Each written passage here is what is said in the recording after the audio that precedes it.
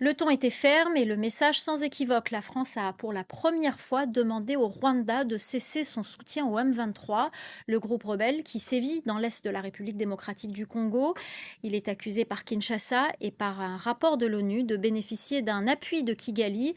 Cette déclaration, qui a un peu surpris, a été prononcée par Chrysoula Zakharopoulou, secrétaire d'État française chargée du développement de la francophonie et des partenariats internationaux. Elle était à Kinshasa. Aurélie Bazaraki-Bangoula, notre correspondante en RDC, était présente à la conférence de presse.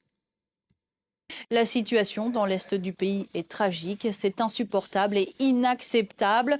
Ce sont les mots de la secrétaire d'État française, Chrysoula Zakharopoulou, qui est arrivée ce matin à Kinshasa pour une visite de 48 heures. Des mots qui font référence aux déplacés du Nord Kivu. Près de 140 000 personnes, selon les Nations Unies, ont dû fuir les affrontements entre l'armée congolaise et les rebelles du M23 et vivent dans des conditions inhumaines.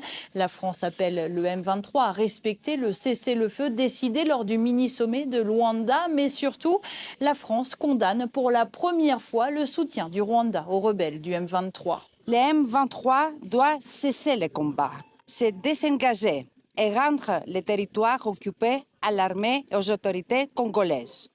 Le Rwanda, car il faut le nommer, doit cesser son soutien au M23.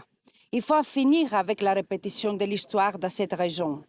La France condamne le soutien apporté par le Rwanda au groupe armé M23. Alors ces déclarations françaises surprennent ici à Kinshasa, car jusque-là,